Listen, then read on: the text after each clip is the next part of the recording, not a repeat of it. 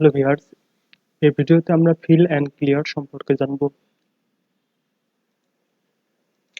একটু খেয়াল করলে দেখবেন যে এই কন্টেন্ট নিয়ে আমি আগেও কাজ করছি। এখন এখানে সিরিয়াল নাম্বার দেওয়া আছে, কিন্তু সিরিয়াল নাম্বার আছে ব্ল্যাঙ্ক। এই জায়গায় 24টা মতন কন্টেন্ট নিয়ে কাজ করা আছে, রো নিয়ে কাজ করা আছে। আপনার এরকম হাজার হাজার রো থাকতে পারে। তো এক্ষেত্রে সিরিয়াল নাম্বার দেওয়ার ক্ষেত্রে 1, দেন 2, দেন 3 এইভাবে দিতে গেলে এটা হচ্ছে খুব একটা সময় সাপেক্ষ কাজ।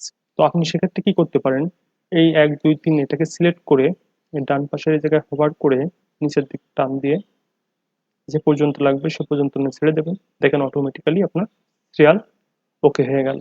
ওকে, দেন পরবর্তীতে আমি এখানে 2 লিখছি। আমি চাচ্ছি যে এই রোতে 50 পর্যন্ত জোড় সংখ্যা থাকুক।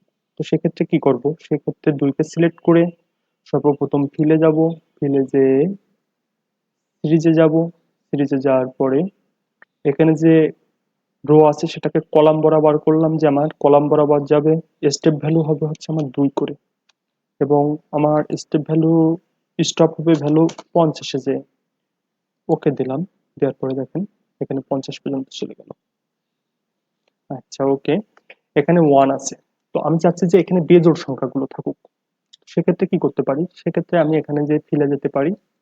ফিলে যাওয়ার পরে আমি সিরিজে যাব। সিরিজে যাওয়ার পরে আমি বলবো যে কলাম বরাবর হবে এগুলো। দেন তারপরে ভ্যালুজ হবে হচ্ছে আপনার স্টেপ ভ্যালু, মানে 2 ঘর পর পর বাড়বে, এবং সেটা হচ্ছে 50 পর্যন্ত বাড়বে। ওকে করলাম। দেখেন এখানে বেজোড় সংখ্যা 49 পর্যন্ত চলে আসছে, যেহেতু 50 জোড় সংখ্যা 49 পর্যন্ত আসছে। তারপরে আমি গেলাম 5-এ। আমি চাচ্ছি যে 5-এর গুণিতক সংখ্যাগুলো এখানে আসুক। তো সেক্ষেত্রে আমি কি করতে পারি, সেক্ষেত্রে আমি চলে যাব ফিলে। ফিলে যাওয়ার পরে যাব হচ্ছে সিরিজে। সিরিজে যাওয়ার পরে বললাম যে এটা কলাম বরাবর হবে। দেন আমি বলতেছি যে স্টেপ ভ্যালু হবে 5, কারণ 5-এর গুণিতক, এবং এটা স্টপ হবে হচ্ছে 125 পর্যন্ত, যে ওকে করলাম। দেখতেই পাচ্ছেন আপনারা 125 পর্যন্ত পাশের গুণিতক গুলো এক ক্লিকে চলে আসতেছে। এরপর আমরা ডে তে আছি।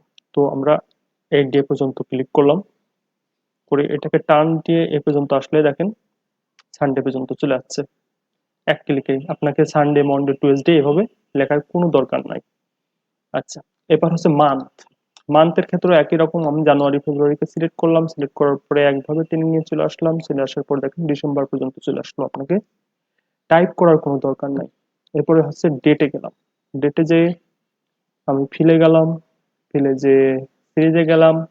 সিরিজে যে আমি বললাম যে কলাম বরাবর, কলাম বরাবর, এবং সেটা হবে ডে, ডেটের ডে, এবং স্টেপ 1, 1 থেকে 31 পর্যন্ত। ওকে, এরপরে আমি গেলাম, যে এখান থেকে যে এই পর্যন্ত টেনে দিলাম। দেখেন 31 তারিখ পর্যন্ত চলে আসলো। এদিকে একটু খেয়াল করবেন, এখানে 1-1-2023 এই এই জায়গায় আমার 1 হচ্ছে আমার মাস, আর এই মাঝখানের 1 হচ্ছে আমার দিন। সেই এই জন্য এই পাশের 1 হচ্ছে আপনার কনস্ট্যান্ট আছে, আর এই মাঝখানের 1 2 3 এটা হচ্ছে আপনার ভেরিয়েবল হয়েছে। তো আমার এই জায়গায় আমার যে ডিভাইস, এই ডিভাইসে হচ্ছে এইভাবে সেট আপ দেওয়া, এই জন্য এটা এভাবে আসছে। ঠিক আছে। এরপরে ডেটা আপনাদের দেখাইছি। এরপরে আমি চাচ্ছি হচ্ছে এই বাংলাদেশ লেখাটা আমার এই পর্যন্ত, বাংলাদেশ লেখাটা হচ্ছে এই পর্যন্ত আমার একই ভাবে লিখতে হবে, শুধু বাংলাদেশি থাকবে। সেক্ষেত্রে আমি কি করবো, সেক্ষেত্রে ডিরেক্ট কন্ট্রোল ডি দেওয়ার সাথে শুধু বাংলাদেশ চলে আসবে সারা এসে। ওকে, আপনাকে বারে বারে লেখা লাগবে না। এরপর আমি চাচ্ছি যে এই জায়গায় যে ডেট আছে, এই ডেটের পাশে এই ডেটে কি কি বার ছিল সেটা সিলেক্ট করার জন্য। তো এটা জানুয়ারির 1 তারিখে আপনার সানডে ছিল। এটাকে জাস্ট ক্লিক করে এই পর্যন্ত নিয়ে আসেন। দেখেন কোন তারিখে কি বার ছিল সেটা চলে আসতেছে। এটা হচ্ছে 4 তারিখে ছিল ওয়েডনেসডে, 9 তারিখে মনডে। এভাবেই এটা আপনি সম্পূর্ণ করতে পারেন। দেন আপনি, আমি এই যে সেলটা রাখলাম, সেলটায় যে একটা রেভিনিউ আমি লিখলাম 201। এখন এই যে 201, এই 201 অ্যাকচুয়ালি আমি 1000 টাকায় লিখেছি। তা আমি বোঝানোর জন্য, আমি যার কাছে হচ্ছে এই কাজটা করে দেব তাকে বোঝানোর জন্য আমি এটাকে কমেন্টস আকারে এই সেলে আমি লিখতে পারি। তো এখানে যায় আমি হচ্ছে ইনসার্ট কমেন্ট, সেখানে লিখলাম যে ইন থাউজেন্ড,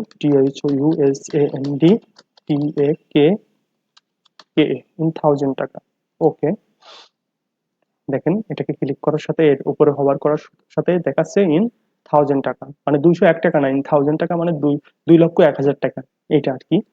তো এরপরে মোটামুটি আমাদের যে ফিলের কাজগুলো মোটামুটি হয়ে গেছে, এবার আমরা ক্লিয়ারের কাজে যাব। তো প্রথমে ক্লিয়ারের কাজে যাওয়ার জন্য আমি প্রথমে এটুকু সিলেক্ট করলাম, সিলেক্ট করে ক্লিয়ারে গেলাম। ক্লিয়ারে যেয়ে বললাম যে এই জায়গায় যে ফরম্যাটস আছে আমার সিলেক্টেড এরিয়ায়, এই ফরম্যাট গুলো আপনি ডিলিট করে দেন। এই যে অটোমেটিক্যালি ফরম্যাট গুলো ডিলিট হয়ে গেল। ওকে, এরপরে আসতেছে হচ্ছে আপনার কন্টেন্ট ক্লিয়ার। তো আমি মনে করেন যে এই কন্টেন্ট, এই জায়গায় যে যতটুকু কন্টেন্ট আছে এই কন্টেন্টটুকু ক্লিয়ার করতে চাই, সেক্ষেত্রে যে এখানে যে কন্টেন্ট ক্লিয়ার করে দিলাম, এই যে এইটুকু ডিলিট হয়ে গেল। ওকে, এরপরে আমি যাচ্ছি হচ্ছে কমেন্টস, ডিলিট, ক্লিয়ার কমেন্টস। দেখেন এটা ক্লিক করার সাথে কমেন্ট যে এর আগে হবার করলে যে ইন থাউজেন্ড টাকা দেখাচ্ছিল সেটা আর নাই। তো আজকের ভিডিওতে এই পর্যন্তই। আশা করি যে আপনাদের একই কাজ বারবার করার, এক্সেলে যে কাজগুলো আছে একই কাজ বারবার যেগুলো করতে হয় সেগুলো আর আপনাদের করতে হবে না, এতে আপনাদের অনেক সময় বেঁচে যাবে।